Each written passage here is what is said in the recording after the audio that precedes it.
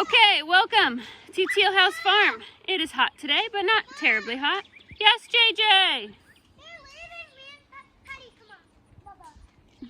JJ, get the umbrella! Hey, where are you all going?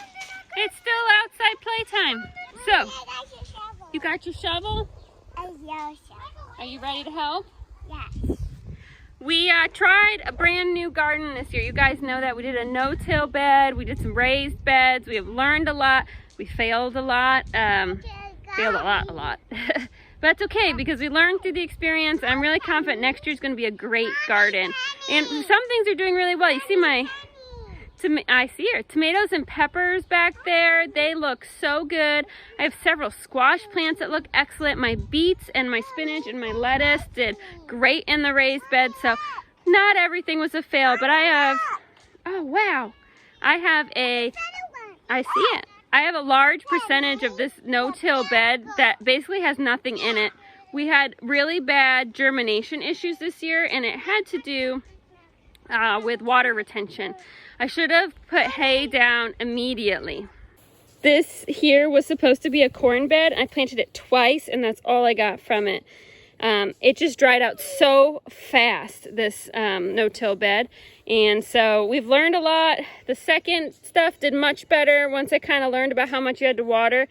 But this is a lot of what I feel like is wasted space. So Isla is going to help me today, and we're going to try doing a little bit of a July planting and just seeing how it goes. We want to spend $0. So I did some Googling, and it said you can plant bush beans in early July still here as long as you're going to keep them nice and wet, which we can do. And it should be a late harvest. They should be ready to go right about frost time. So hopefully we don't have an early frost. But I figured it's not going to cost us any money, right? Yes. Might as well do it if it's free, right? Yes. Let's do it. Isla's got her little shovel. I'm going to give her a little cup of seeds, and she can just go wild. Seeds. No, you have to put them in one at a time, silly. You got to do it one at a time.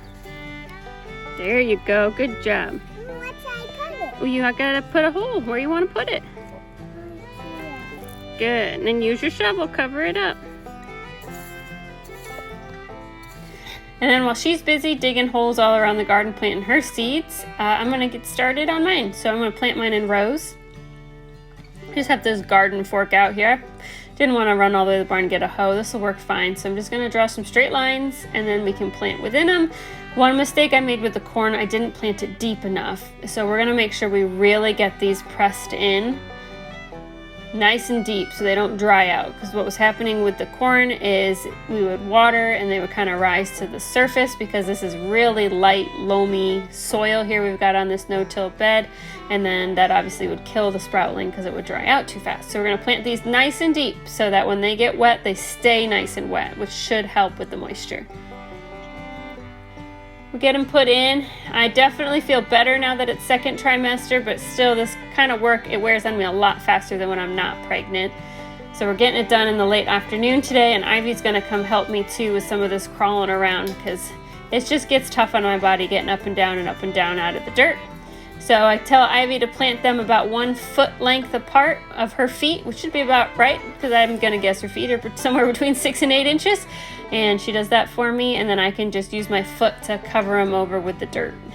And it kind of makes a good little team, and Isla just keeps planting wherever she feels like planting. So we'll have some random sprouted ones out of the rows, but that does not bother me at all.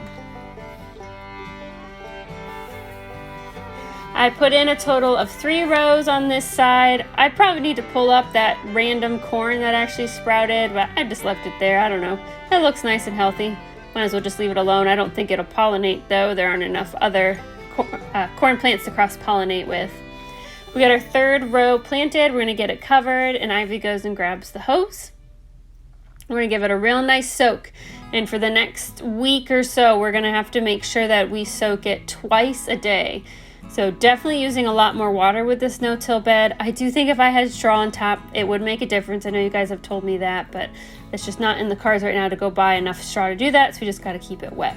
While Ivy's watering, I'm going to check for squash bugs. The question I get a lot is, how do I keep my squash plants from being devoured by bugs? I do not have a secret recipe. It is just hard work.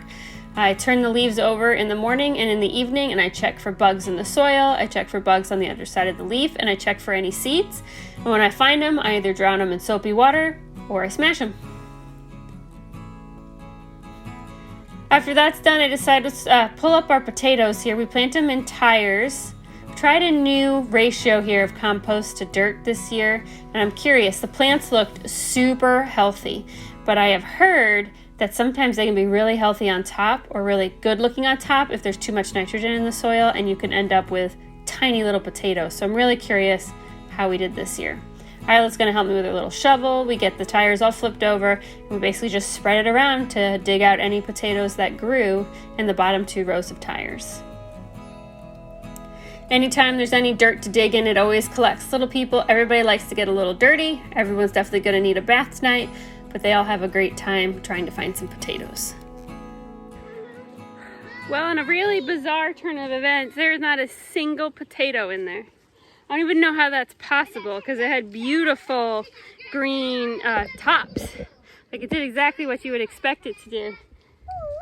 So I guess that means it's too nitrogen heavy. Oh, you're okay. Too much compost.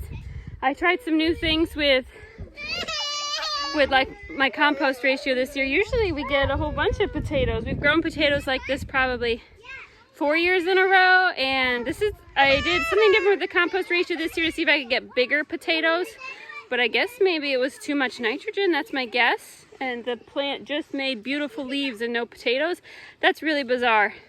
I have never had that happen before. I'd be curious what you guys think. There is not a single tiny potato in there.